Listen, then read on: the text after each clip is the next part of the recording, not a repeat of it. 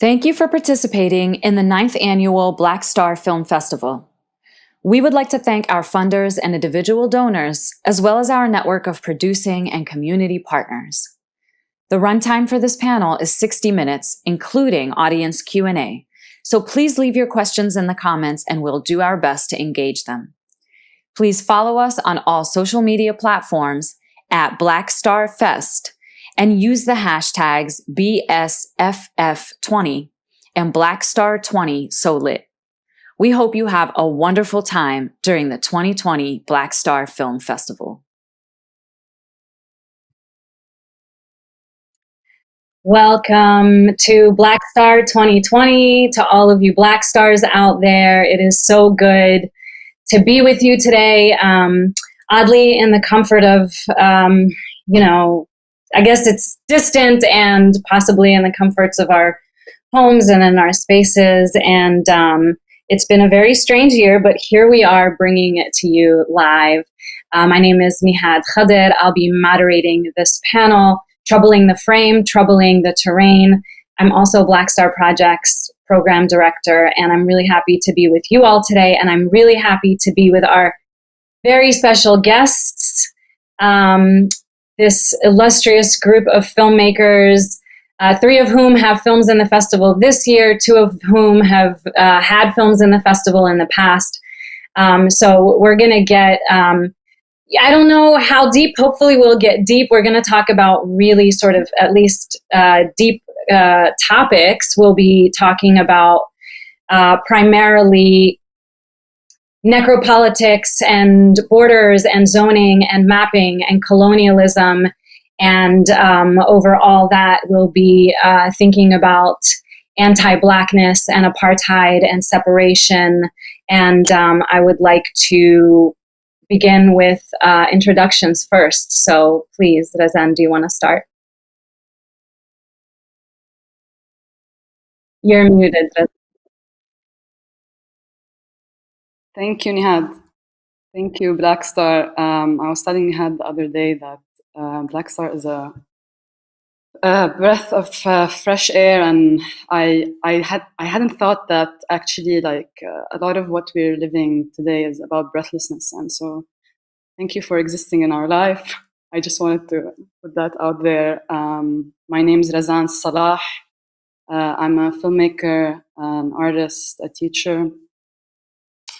My work investigates the politics of appearing and disappearing bodies and places and histories and stories in image worlds, in visual constructions. But more fundamentally, I'd like to think about my work and my role as a filmmaker and as an educator, as someone who's really trying to ground ethics in a material politics, in an ethical process as well. So if I might use the language of this panel today, I'm thinking of the image as terrain, but by doing that, I'm really also questioning what is terrain to start with. Yeah, that's it for me.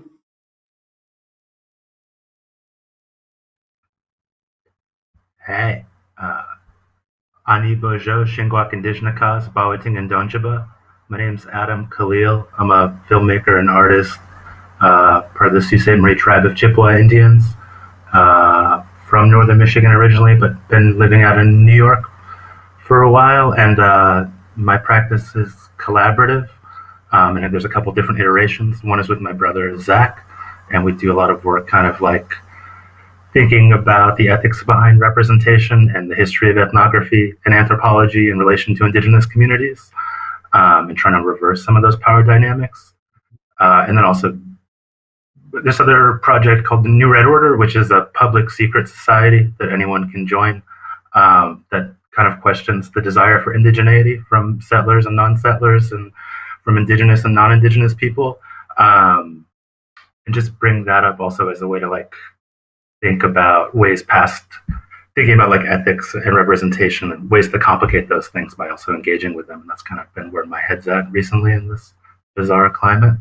But also really happy to be here, and thank you all for having me. And Black Star, super sick fest. Yeah.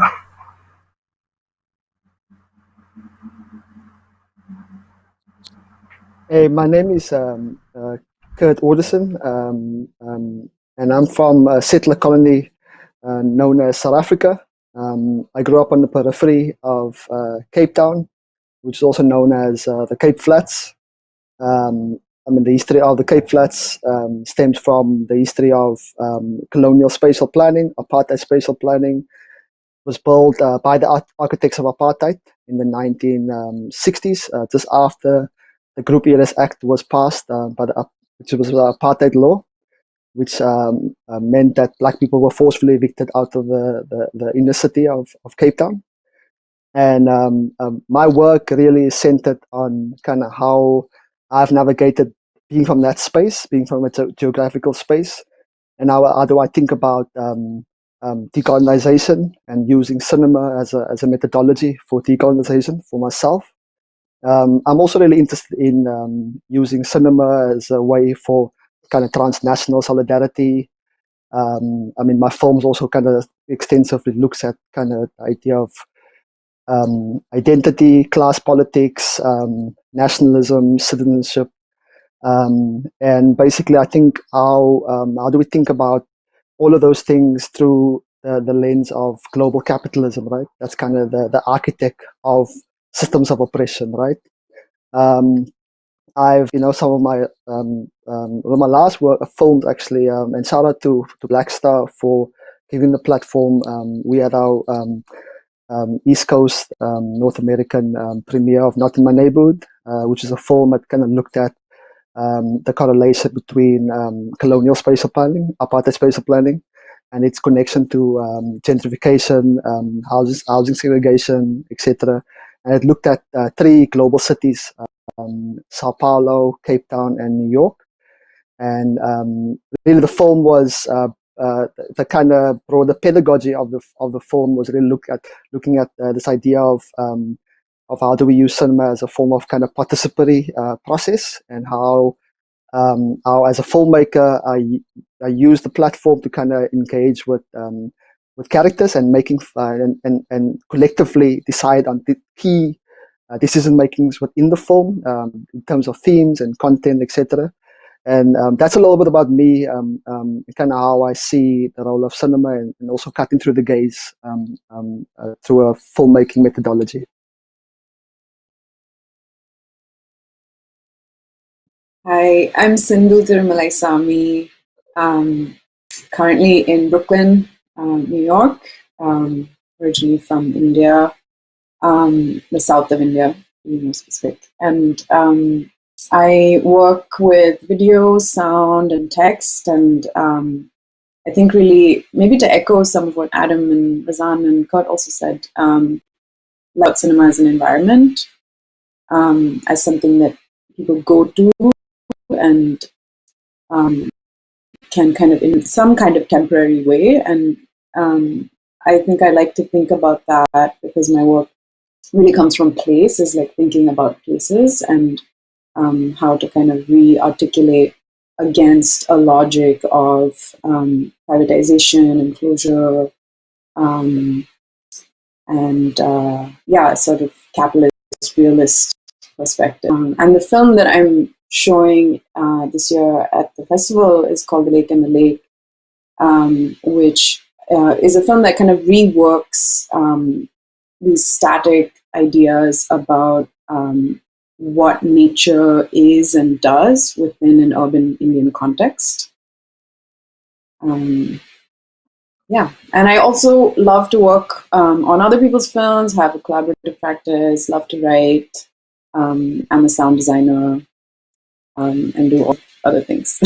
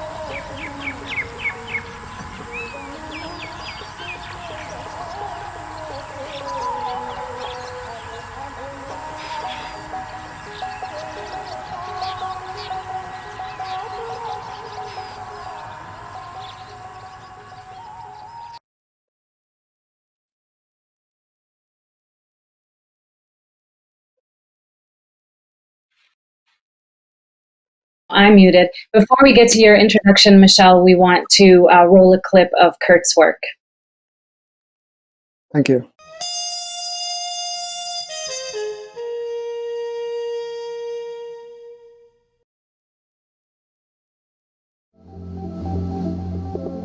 My fondest memories are from here because I was a young man, so I remember most of it. The house itself was old, but it was ours. We loved it. Is allemaal memories wat 'n man sal vergeet.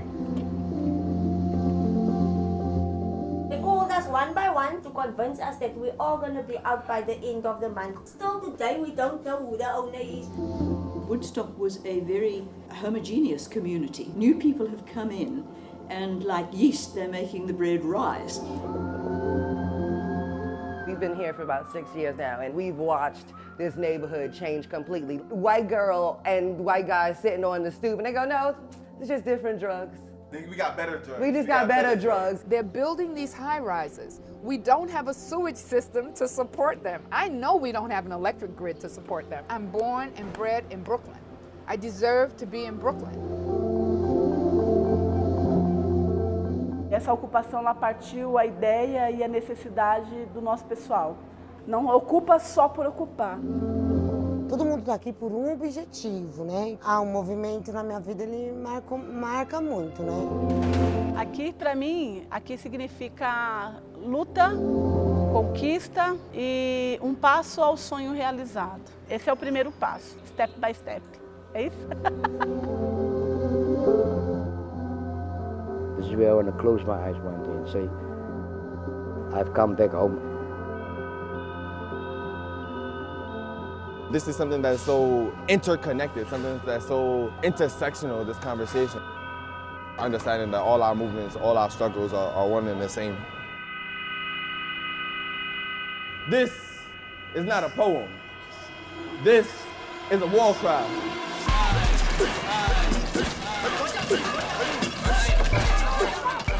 People are waking up, and more people are trying to fight back and be unapologetically black, unapologetically, person of color. Black Lives Matter! Porque existe um poder podre, tanto dentro do poder judiciário, como dentro do poder do governo, dos órgãos competentes, que comandam uma máquina. We were forced to move by a corrupt regime. Today we have gentrification. We are going nowhere. Nowhere.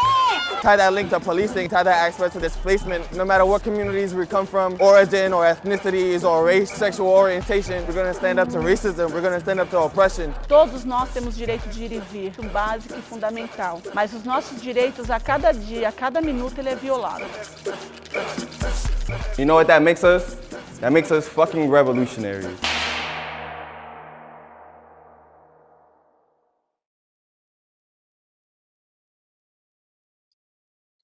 Thank you, Kurt, for your work. Please, Michèle. Okay, beautiful. I just want to say thank you to Black Star for putting this panel together and for being who you are and your support. I'm really excited to be in this collective of diasporic voices and looking forward to the conversation. Michèle Stephenson, I'm based in Brooklyn, New York, co-founded a media company, Rada Studio.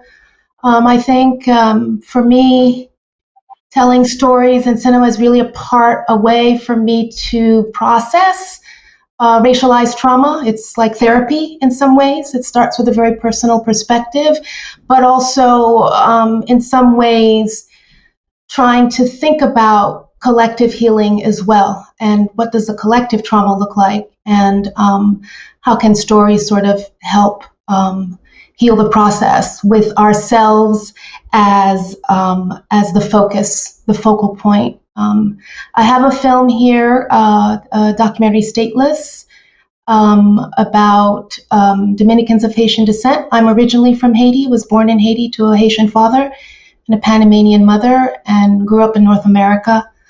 This is kind of a diasporic lens on that island. So you can see the trailer.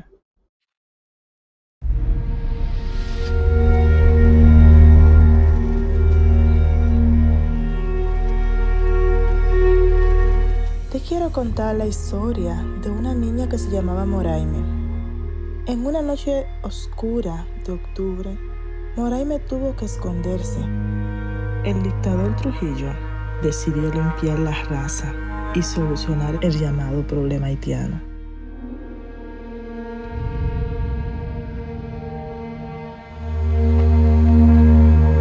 Aquí pensamos en los 100 pesos, los 500 pesos de ahora, pero no vemos cómo vamos a vivir 4 o 5 años después. Y en eso que hay que pensar. Los haitianos aquí, los dominicanos aquí, los queremos mucho, los queremos mucho. República Dominicana, la tierra donde yo nací, la amo y la quiero.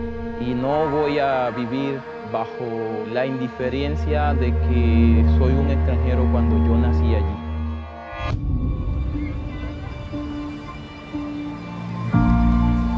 Si llego al Congreso, así como he venido hoy a pedirle el voto,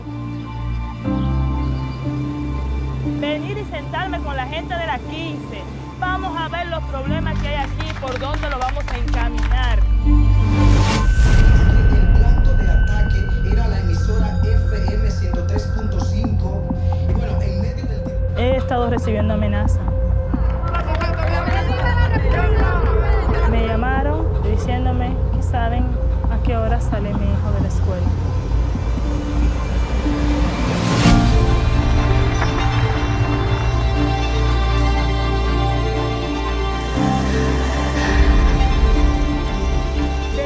Depende que esto cambie.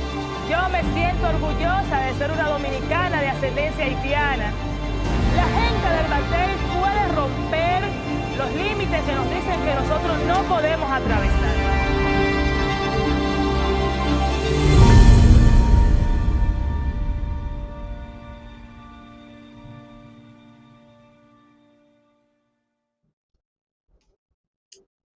Thank you to everybody. Really quickly, I want to say Michèle Stephenson's Stateless plays on Wednesday, August 26th at 1:30 p.m., feature documentary. Razan's film, Canada Park, an experimental short film, plays as part of the Refractive Shorts program, and that's today, August 21st, Friday, August 21st at 5:30 p.m. And Sindhu's film, The Lake and the Lake, is a short documentary that plays as part of the Solvent of Life Shorts program, and that's on Monday, August 24th at 5:30 p.m. Thank you all so much.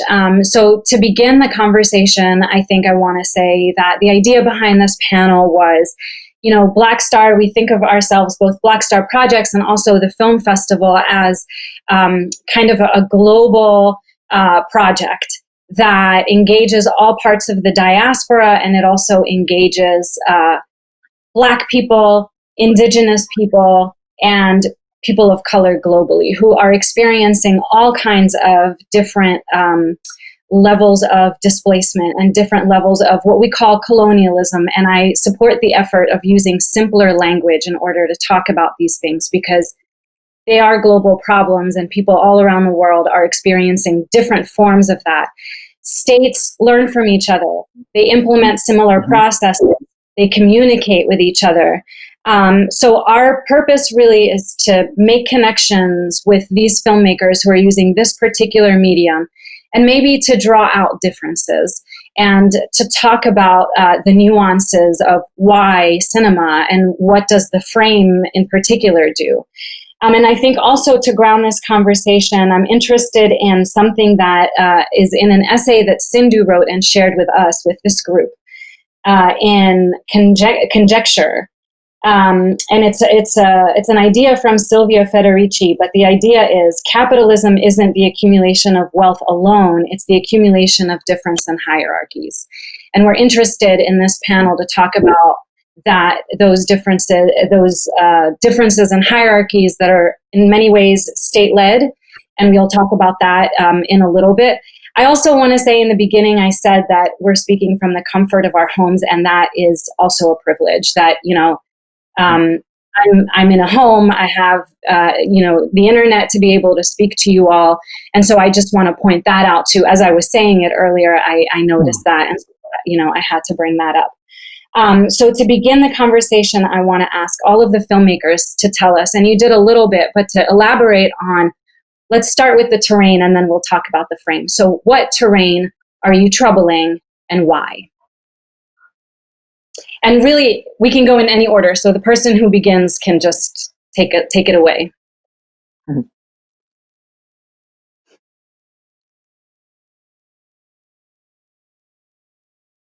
I'll do something a little bit more direct.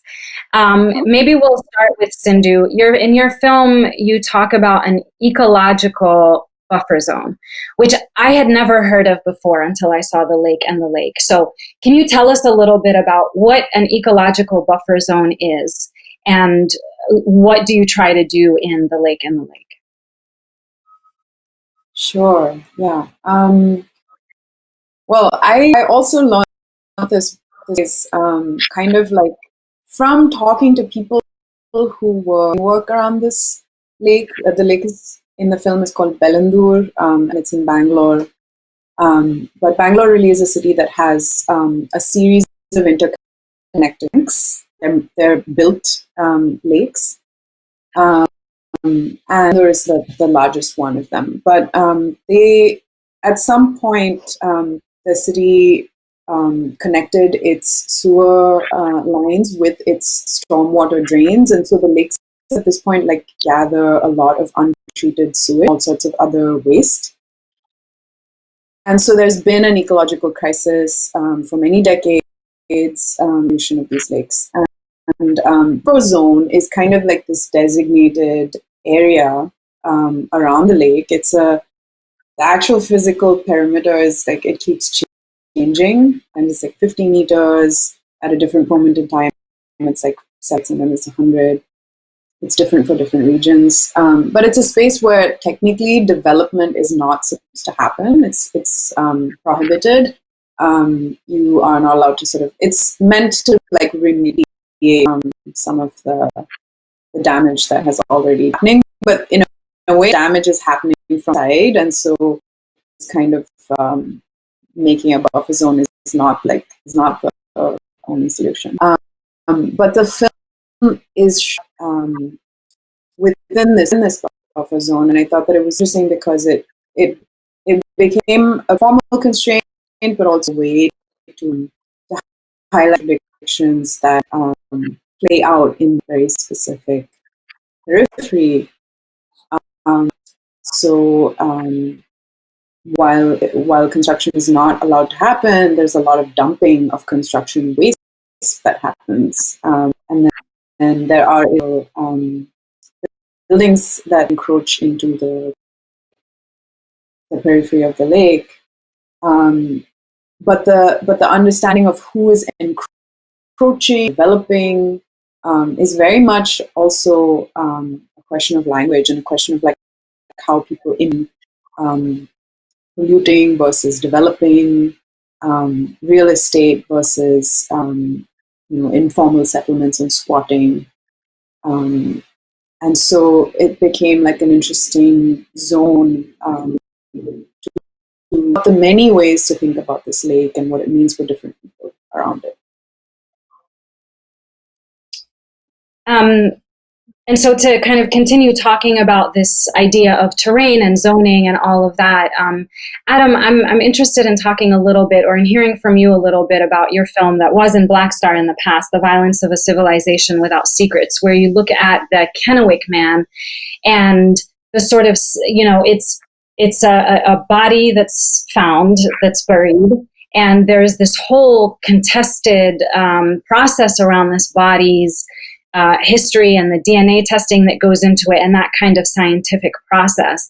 So maybe you can tell us a little bit about that, and then we'll sort of expand the conversation from there as well.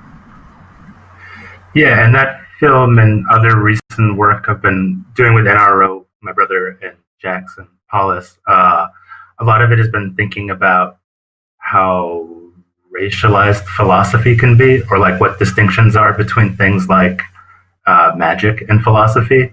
And there's this really amazing academic, Christopher Bracken, who wrote this book called Magical Criticism that kind of unpacks a lot of this and refers to what he calls savage philosophy, which is also like thinking about how it's like literally what the Enlightenment has been doing is like constructing these kind of philosophical narratives or diatribes while also like dismissing or exoticizing other kinds of epistemologies or understandings of the world.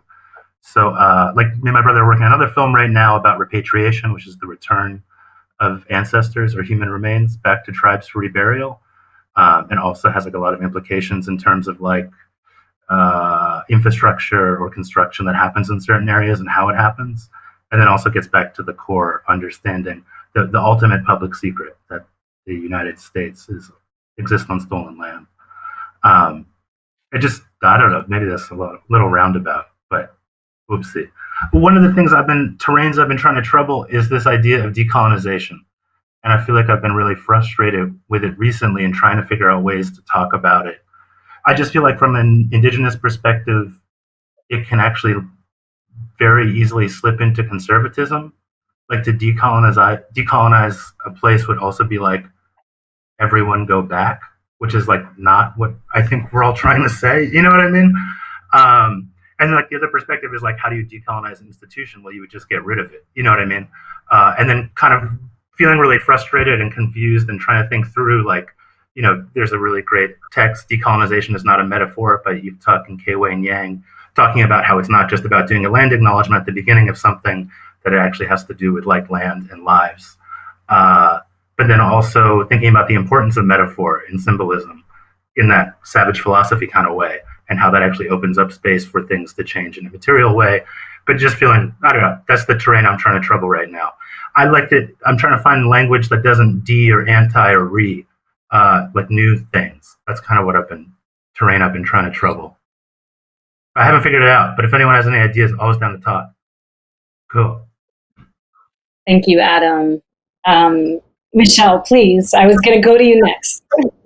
Yeah, I just want to reemphasize a little bit what you've been talking about around the decolonization. It's a term that seems to be being appropriated right now, and not understanding also the history and the weight of what it really means for those who have actually lost their lives in a decolonization process that was very real.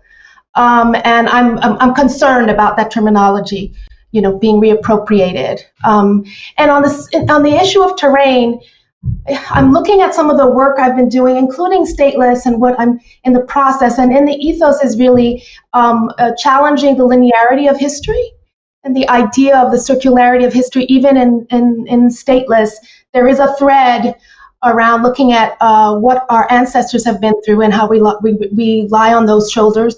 They are on our shoulders as we move forward, but also the idea of history repeating itself, but taking different form.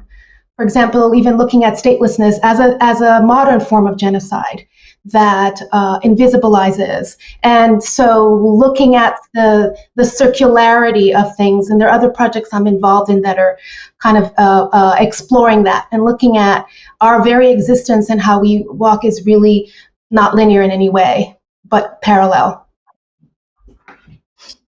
And Michèle, your work, well, in this stateless in particular, is looking at an island that is one island that, you know, there's been borders that are drawn, militarized borders, and also this idea, one of the things that we were talking about behind the scenes is racial purity and sort of the state's involvement in creating these ideas, and then also in sort of implementing them in these very violent ways. The transfer of people is as old as the nation state, and I don't know, maybe older, but they're certainly right, and that also is a form of genocide. This sort of the way that the state packages and creates purity, and then sort of how nationalism gets fed right into that, and how in a lot of ways too, when we think about liberation movements of the 60s and 70s, are all based on the creation of nation states and how troubling and problematic that is. And I mean, I think you really draw that out when you're pointing us in the direction of what's happening in the Dominican Republic. So, Kurt, I'm curious also in what you might have to say about the terrains that you're troubling, because your work is sort of doing this work of looking at global displacements and forced relocations and movements and all of that. Yeah, thank you everyone. So I mean, the question obviously is like, you know, how do I trouble the frame? And when I think about that, you know, I I think about the idea of the history of ethnographic and anthropological cinema, and how that was basically weaponized, used as a weapon to justify colonization, apartheid, etc. And I'll start with a kind of chronological timeline or history of South Africa. I mean, the colonial project started in Cape Town, where I'm from, right? That's like a straight up like epitome of a settler colony, a settler city. And there was a genocide. The Khoi and the San, the First Nation people, were completely, were murdered by the Dutch and then later the British. And then and cinema and this idea of the academy was used to basically justify a genocide that is still unresolved. We're still talking about restoration and the idea of how do we restore memory and the process of healing and the idea of the collective healing. And then, I mean, if you then think about that history and then myself and placing myself in that space, being a descendant of the Khoi and the San, and how do I think about acknowledging this ancestral knowledge and using using the camera to cut through the gaze, right? This kind of very cisgendered male white gaze, right? That's basically been the foundation of cinema.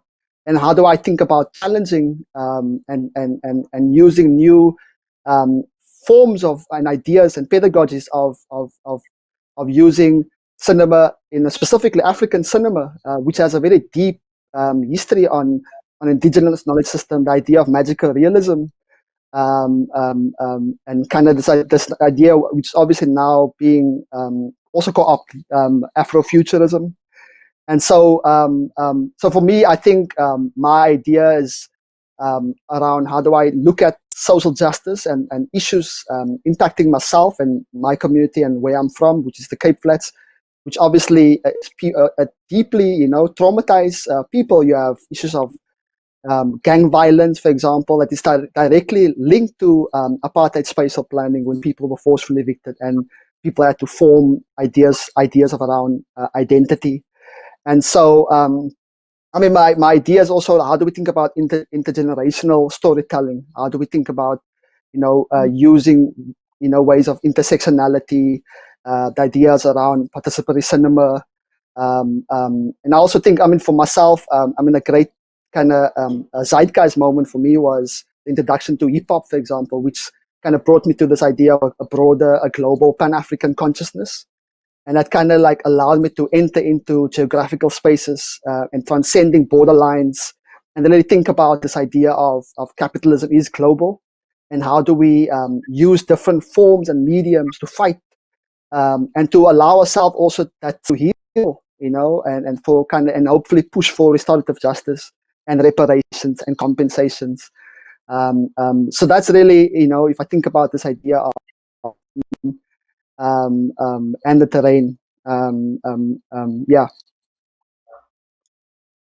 Thank you, Kurt. To push the conversation a little bit further in terms of talking about the frame, I think, Razan, you're a great sort of entryway into this conversation because, and this isn't getting personal, this is all stuff that you talk about in the making of your films, is that you don't have access to your ancestral land, which we have the same ancestral lands. You, in particular, do not have access to that land. And so you've used technology and the frame and what is available today in terms of the web in order to travel there and to make stories that speak to your experience from this sort of meta way of looking at it. And so I'm interested in beginning with you as somebody who's playing with the form of cinema in this very interesting way in order to trouble the frame and to get at, I mean, what are you trying to get at? Let me ask it that way, with your films and with traveling to your ancestral land through the internet in the way that you do. Sure. So I'm a third generation Palestinian exile. I like to use the word exile versus refugee because I feel like refugee has taken on like legal aspects and has been kind of over studied over everything, kind of like the word decolonization has become kind of has a metaphorical space that I want to bring back to this idea of exile. So yes, I've used Google Street View as a tool, as a means to return to Palestine, because the settler colonial state of so-called Israel, that colonial border prevents me from returning to my ancestral land. And so I have this connection to this place that I cannot see, that I cannot inhabit, that I cannot encounter. But then there is this photorealistic replica that is Google Street View, that is a digital tool that we use on a daily basis that can allow me to return. And this is where I think the first terrain that, the very first visceral terrain that I'm troubling is the digital terrain itself. Because this is a very personal story, because for the past 3 years I've been exclusively recording my films, digital, cinematic, and virtual now, working with virtual reality through Street View. And so I'm really investigating Street View as a manifestation of this global neoliberal consumption of places as geolocations, as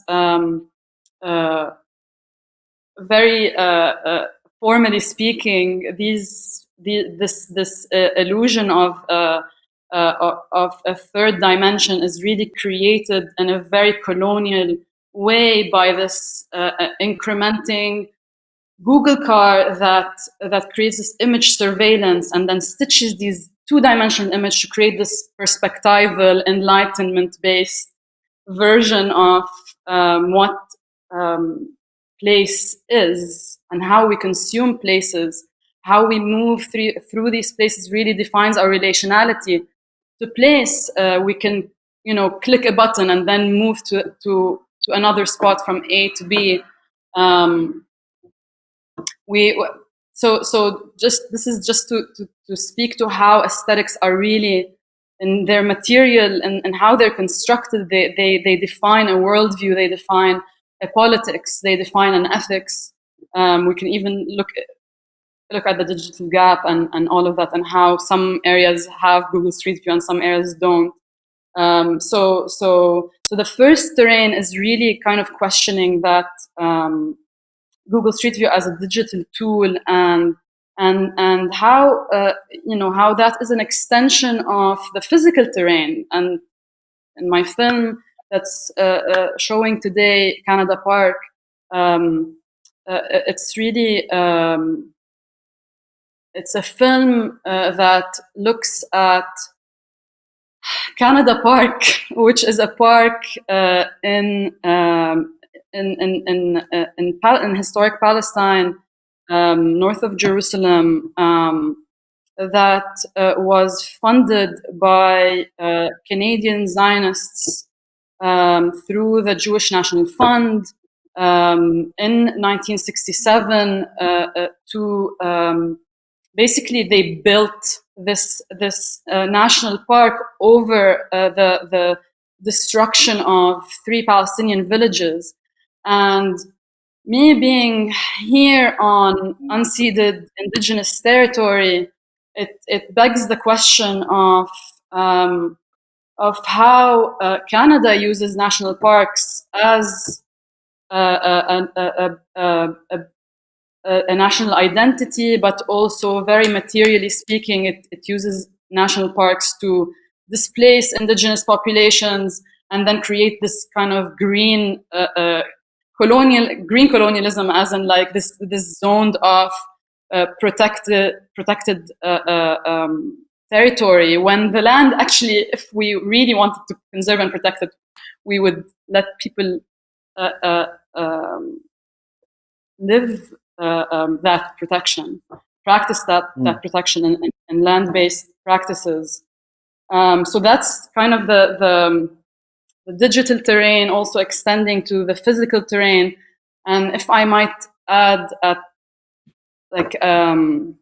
note at the end is that the kind of the terrain that the image is questioning is also kind of our own narrative of returning to Palestine. And this goes back to what Adam was saying about how decolonization kind of became this conservative thing where we all want to return to the land, but really like this this encounter with a photorealistic image really brings this tension between this idea, you know, this nostalgia, this nostalgic narratology of a return to Palestine, but also what can I do? How can I politicize that? I think I can politicize that as a filmmaker by questioning how images are made, how images are constructed and reconstructed and deconstructed, but also kind of how can I create elsewheres, as Adam was saying, and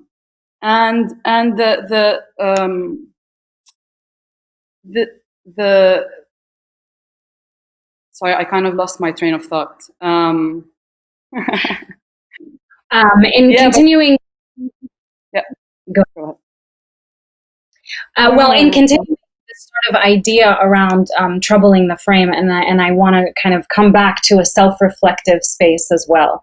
When we're thinking about language of cinema too, a lot of it reproduces the language of violence and colonization. Part of it is capturing, shooting, and on and on. And we're really, this is also, all of your work looks at mapping and zoning. And so that kind of idea of capturing and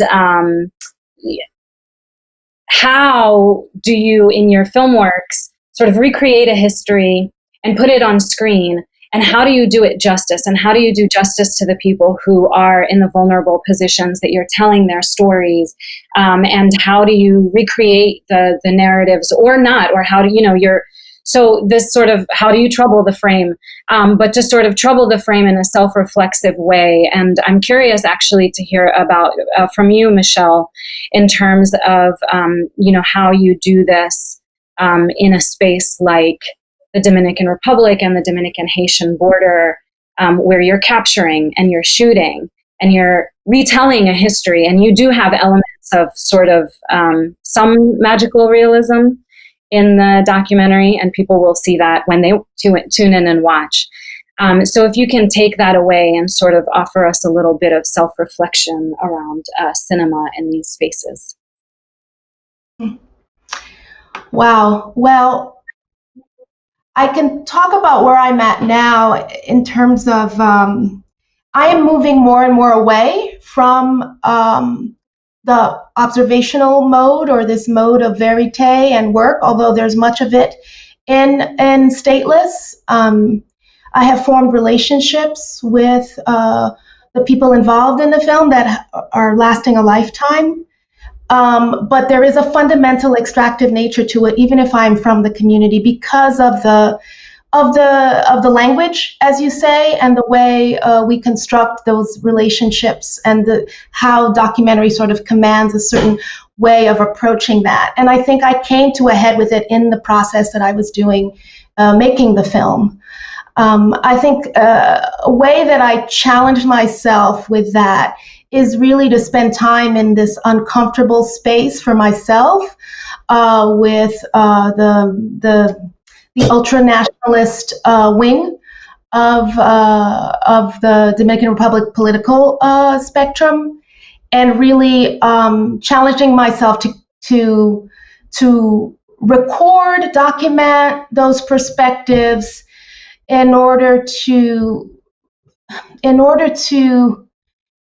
I think for myself, kind of leaning into the discomfort, but also kind of acknowledging the personal the extent of the personal risks that are at stake.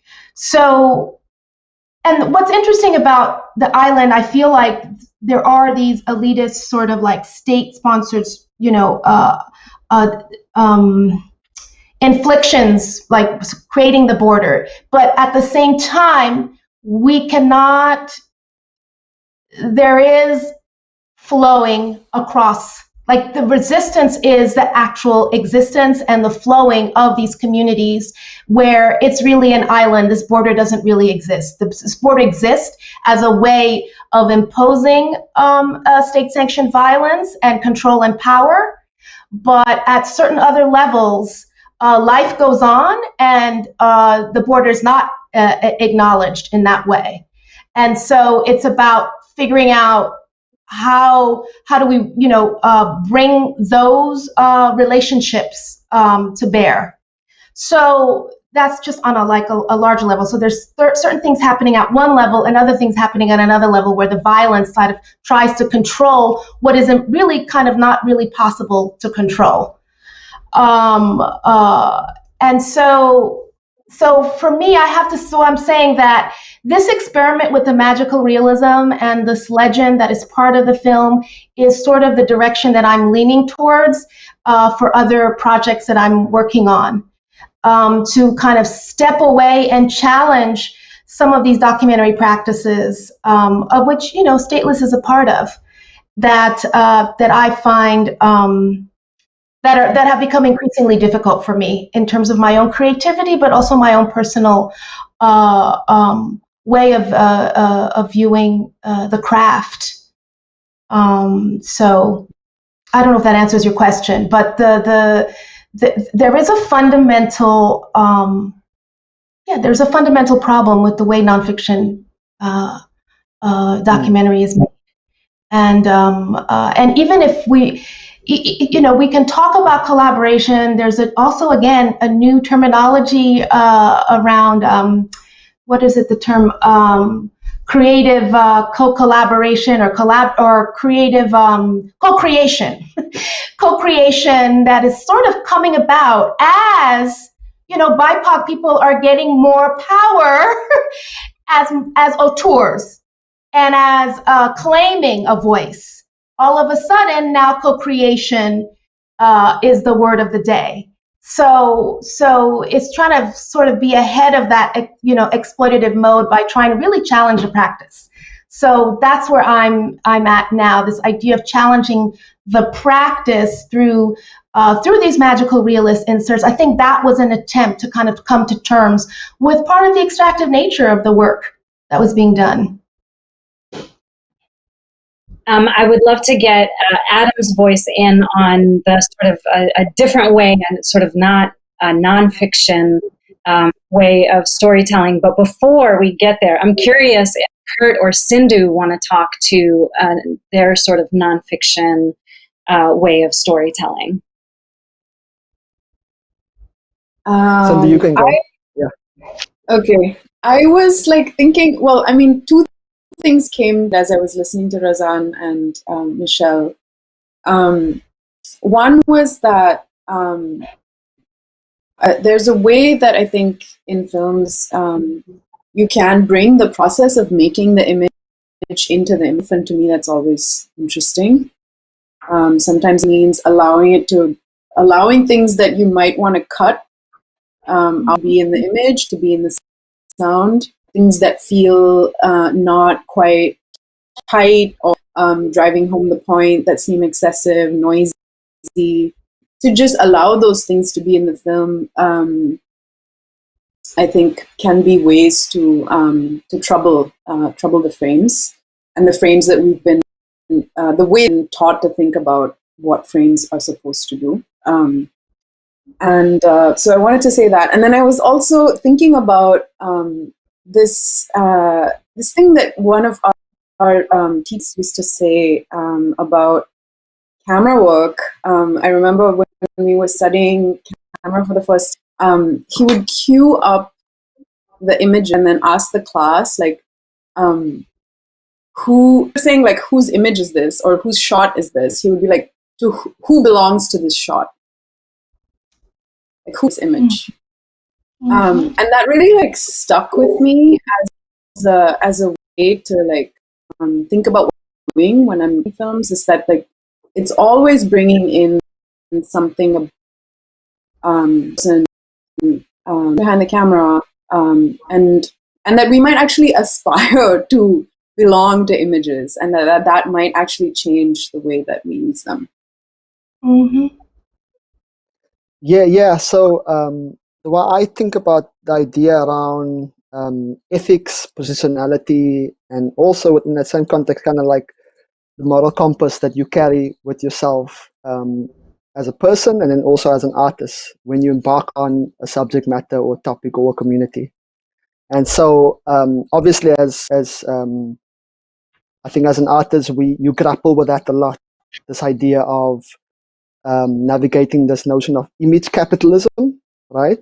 And then like having an agenda, right? Whether it's social, political, or whatever that is. And so I think for my framework, is to obviously the idea around engaging with characters with a very transparent idea of your position, and then obviously understanding that you obviously are excavating information, right? That at the end you will be embarking on this a route to kind of seek for distribution or broadcast or whatever. So that's like system stuff, right? But I think the internal self, myself, and I think if I may use Nottingham Neighborhood as an example, I mean, we shot the film over 5 years and looking at 3 cities, 3 very global cities. And so, for example, my idea was, how do we, collectively, I mean, there was a process of finding the right characters, finding the right theme and the connections to kind of tell a tricontinental story. And for example, I physically, we started in South Africa, so I had material, right? So when I traveled to the US, New York, I could show images, like ideas of what I'm trying to explore, in the film, and to kind of move away from these complex terminologies and then just kind of making a very humanized story, right? The idea about belonging, the idea of spatial violence, and what does space mean to you and for your community. And it was, using, for example, this idea of like pop-up screenings where we invite characters to engage with the rough cut and asking them, hey, what do you guys think, about what we're showing in the film? Where do you think we should shift the subject matter or these issues? So for us, it was really this process, this communal process, and I think it's something that I definitely I learned so much, and I think it's also carrying in the same tradition as the history of third cinema, right?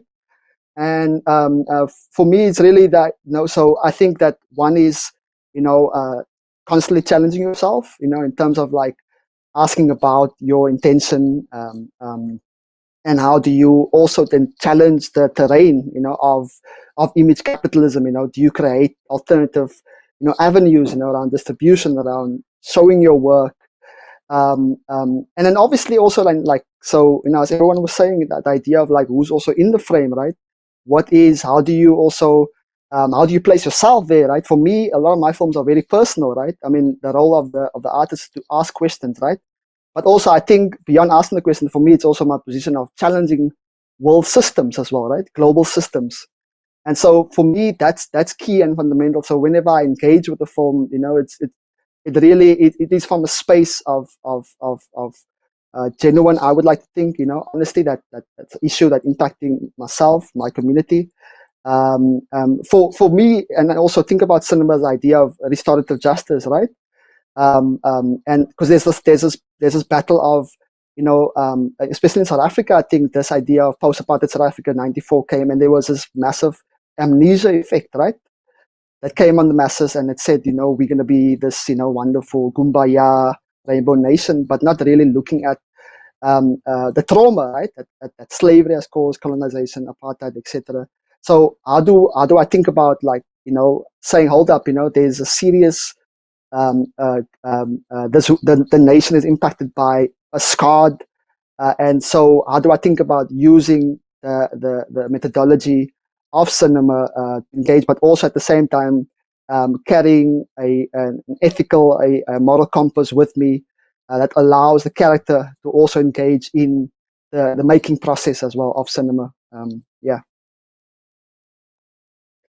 And Adam, back to you. Your work is nonfiction in so many ways. I mean, well, and especially The Violence of a Civilization Without Secrets, but you're breaking with what we think of as the form or the traditional form, or I'm not even sure how to say it because it's political also.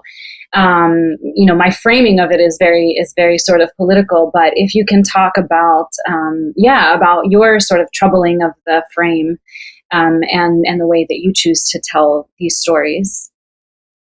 I'm so confused. I keep going from doc stuff, and then we tried out a narrative film thing too, because we're like, oh, that's the way to do it. It's the Trojan horse. Make it look and feel like a movie, and then you can put all this radical stuff inside. And that was like one attempt at it. I guess that's the thing I like about film is that you can just keep trying. And I think that's like also like, I've been thinking a lot about like over the past couple of years that like filmmaking is inherently exploitative and extractive and inherently collaborative. And just kind of like coming to terms with those two things. And also just, I'm riffing now, but I've been really frustrated with documentary because it feels like a very conservative community in a lot of ways. Like, even though it's like very progressive and like, I don't know, just like the field of ethnography and anthropology, they have like these embedded narratives within them, and that's where all this stuff comes from. So you see like those outgrowths or mutations, even though the whole thing now is about being like self-aware and self-reflexive about looking. But yeah, I guess I've been talking a lot with my collaborators and stuff about just making movies. Like there's all these distinctions, like tiny little, like I made a mid-length experimental, like sensory ethnographic 360 video. Like it's all these little boxes, but people also just experience like it as a film, and like people talk about it as a film. And so that helps, for me anyways, in terms of thinking about like not trying to maintain those boxes, but trying to figure out ways to make content that can flow through them. And that's also this fun way where you can kind of like, again, like the thing I really appreciate about seeing other people's work and making my own is that there's no one can master it. Everyone's just trying to communicate in these ways. And I really love seeing everyone's take on it. You know what I mean? Yeah. I can keep rambling, but I'm going to chill for a sec. Sorry. Yeah, I wish we had like 3 hours to have this conversation because it's already been an hour and I feel like we haven't scratched the surface. We haven't really gotten I tried to incorporate what the audience was asking also into this conversation. So we did that, which is terrific. And I think I'm just really excited to see, to rewatch all of your work and then also to see what more you have to share with us, and also to just keep asking ourselves questions about cinema and about what we're doing as filmmakers, as programmers, and sort of what are we reproducing and what are we breaking with, and how do we continue to break? I love breaking things in form and in spirit and all of that. And so that's what's really exciting about all of your work. And I'm so happy to have been able to share the space with you all. They're telling me we can do 5 more minutes of kind of last words. So I think that's going to be a great way to close it out. And then afterwards, I'm going to remind everybody what time Michèle, Sindhu, and Razan's films are. So if anybody has kind of final closing words, please take it away.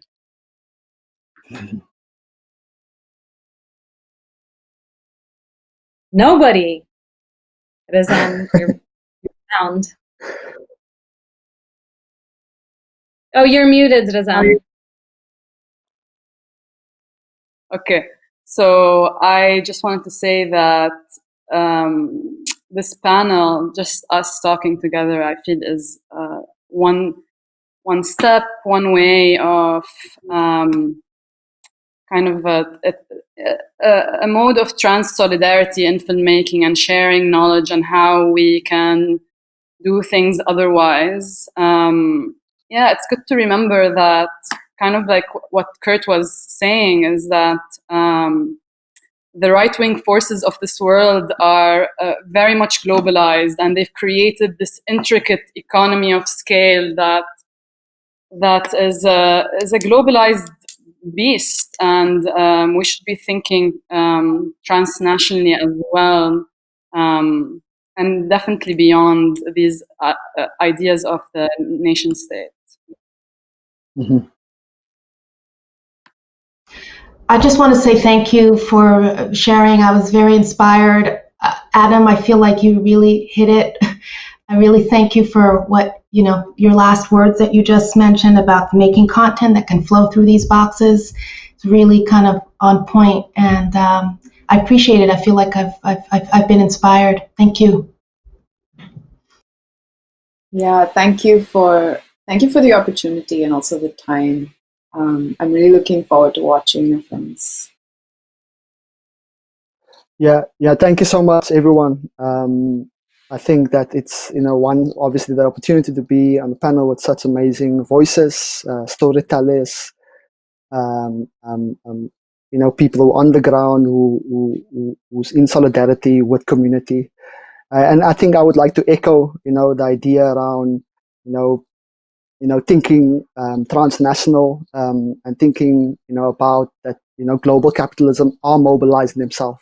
These right-wing forms, I think we see it in America, we see it in Europe. How funds, for example, are moving between how to fund these right-wing policies and ideas. So how do we, as working people, people who are on the ground, how do we mobilize? And I think cinema is one weapon we can use as a vehicle for solidarity. And I think that's the power about just sharing, breaking bread, with each other.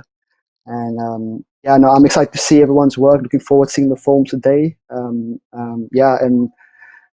luta continua, forward ever.